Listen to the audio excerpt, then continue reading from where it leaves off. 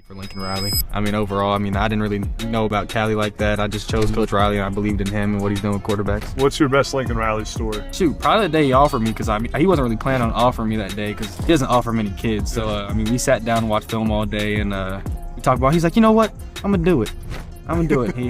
Welcome to the Put On Waivers Media Group, home of the Put On Raiders podcast and the Student Body Right podcast. This is your place for the best breakdowns and the best insight for those who fight on and bleed silver and black. Now, here are your hosts, Dwayne Douglas and Ryan Holmes.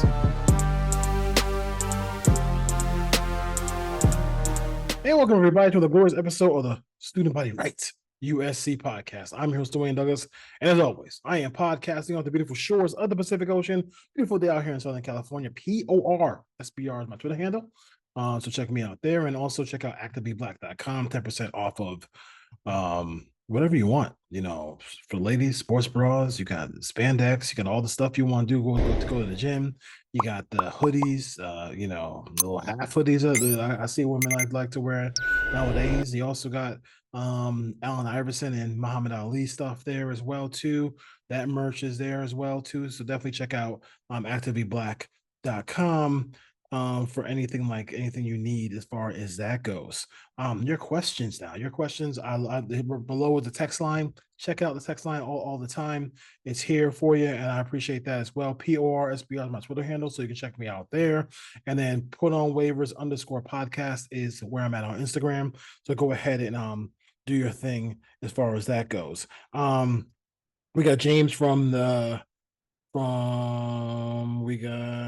is he from? Oakland. James from Oakland wants to know about what are my feelings about the defensive line. I like the defensive line a lot if Isaiah Rakes had stayed, but if Isaiah Rakes did his thing, he whatever. I think this is a time where you're going to see the development. You're going to see the development of what Coach Henne can do. I like Coach Henne a lot. I think you can't not like Coach Henne. Like if you like football, you like Coach Henne. Coach Henne is like he has very similar mannerisms, very similar kind of football talk that our guy at Orgeron had. Everybody loves Coach O. Everybody loves Coach O as far as that goes. And I'm excited about that. I think we're aware of the situation on the defensive line. Like, we have Bear Alexander, and I think Bear Alexander is, we just want to see him do his best work. And, if they had somebody who could just go out there and just be that defensive tackle on the other side, and then next to him, then he could go ahead and do his best work. But I think right now you're going to see doubles and triple teams. He's not going to be one-on-one against any team, because let's be honest. Would you do that? Would you do that? Would you leave him one-on-one if you didn't have to? No, you have to leave him one-on-one when you're forced to. When you're forced to put him one-on-one, and that's when he was at Georgia in that championship game. Yeah, he was forced. Because they had talent around him. He was forced to go one-on-one, and he destroyed who was one-on-one in front of him. So that's the big deal. That's the huge thing. You have to be able to do those kind of things. And that's the thing that I would say is kind of stopping this defense. But when I look at D'Anton Lynn and I look at what he had last year at UCLA, he didn't have like an all-star. He didn't have a bunch of all-stars all over that defense. And before people say, "Oh my God, look at the schedule," I've heard people say, "Oh my God, look at the schedule. Look who they played." Look who they played. But at the end of the day, we had USC play Cal 49 points. We had USC play all these other teams and give up. They every team they played last year with Alex Grinch had their highest offensive output every time he played. Right? Every time he played. So it's not about that. It's not about going out there and And like, yes, you want to compete against the good teams, but you want to destroy the bad teams.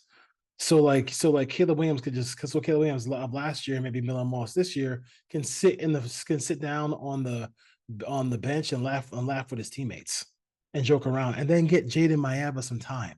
Like last year, I think even in year one, like it'd have been nice to get Miller Moss a little bit more snaps because we could have blown out some more teams as far as that goes. But the defensive line is the defensive tackle, whatever they can get out of Clifton, out of Pepe, whatever they get out of Elijah Hughes. Like those are the kind of things, and those kind of things we're talking about. And I know we have some other questions about Fresno State's situation because their coach just resigned due to health issues, and people want the Trojans to get on that light foot, if you will.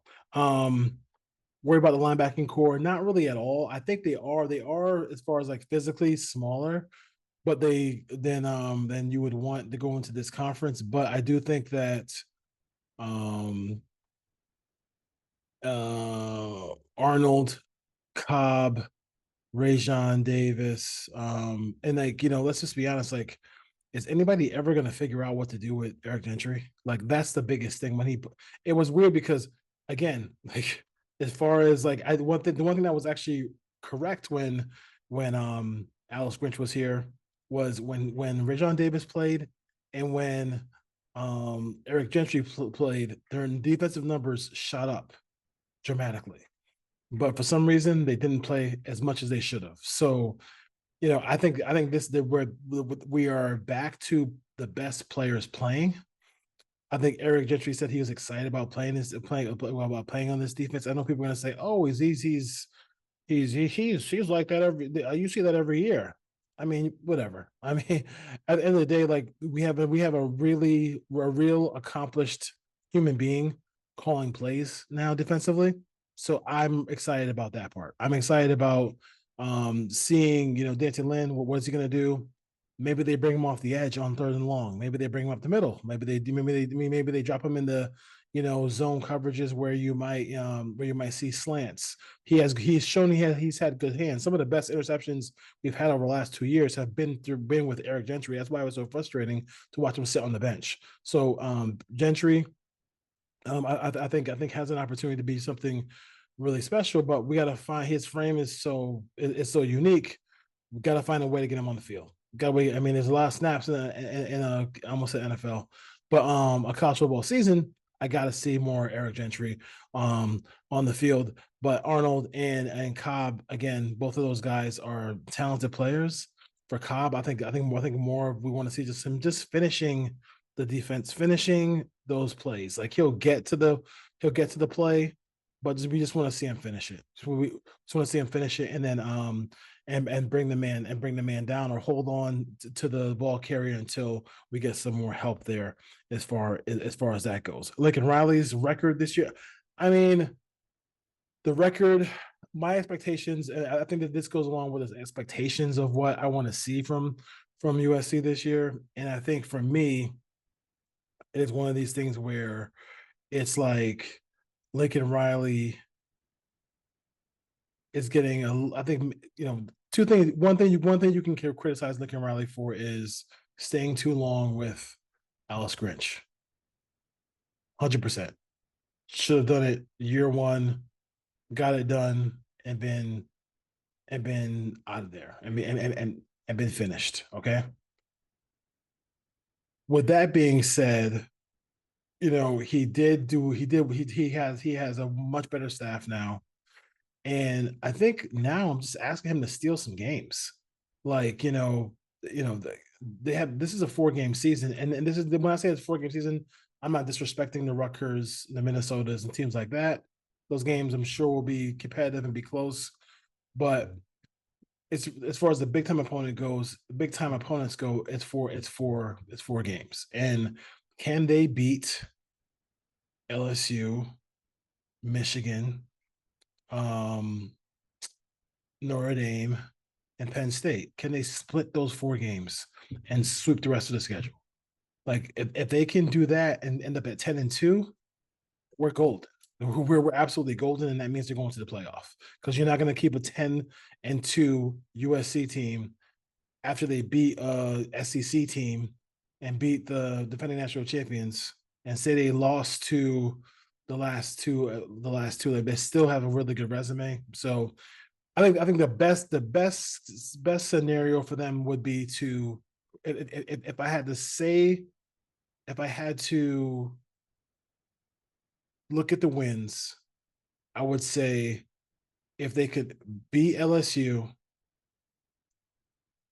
tough game against Michigan, lose Michigan, beat Penn State. Hate to lose Notre Dame again, but at least if you go into a Notre Dame game 2-1, you have an opportunity to go 3-1 against my 2-2 in those big four games. So that's what you really want. And I think they can do that. I mean, but it's all about attrition with this team because they don't. I don't know if they have the depth, especially defensively. I don't even want to talk about anybody getting hurt because that could put a whole whammy on everything as far as that goes. Everybody wants to know about Lightfoot. Let me just pull up Lightfoot real quick because I know everybody's talking about Lightfoot from Fresno State. Everybody's talking about right. Let's see. So he's not. So basically, so Gabriel Lightfoot, he's not in the portal. So yeah, I mean he's from he's from Moreno Valley. Went to Centennial High School. So like he's not in the portal. So he can get into the portal because because his coach left. We're kind of desperate in that spot as far as that goes. So we'll see if he actually enters the portal. He is, as far as size goes, 296, 6'3". So you will definitely. I mean, and then everybody, including my guy Fight on Rusty, talked about Coach Henney just followed him. So Coach Henney's not. Coach Henney has a alert on his phone for any defensive tackles who are around the country who might hit the portal. So as soon as that hits his phone, he follows them immediately, and the DM process begins. So and the recruiting process begins. So if they can get him, great. He has it's a big decision to make to leave your teammates. I hope we're not overrating his ability. I've never seen him play. I will write down. Let me write down real quick. I will definitely get you some footage of him, all 22 real quick of him, because I know people are inquiring about it and my inbox is full with that as well. I think last show I talked about somebody people were like giving me some information about USC that it wasn't legit. It wasn't legit. It wasn't a legit source. So that's why I didn't go ahead and put that out there. I'm not going to be, outed in some way because people trying to get me in trouble talking about things that did not exist and didn't happen. So I had a question about that too as well. But I think like I said, I think Lightfoot is really really talented. Sorry, I had like a huge bird coming in the studio. I'll see how talented Lightfoot is. See if he fits the system. And then we'll get back to you as far as that goes. I don't want to say he's automatic gonna go, but I mean if Coach Henney followed him, then he knows he knows defensive linemen way more than any of us do as far as that goes. All right, Student Body Right USC podcast. Dwayne Douglas here, saying peace, saying goodbye, and saying fight on.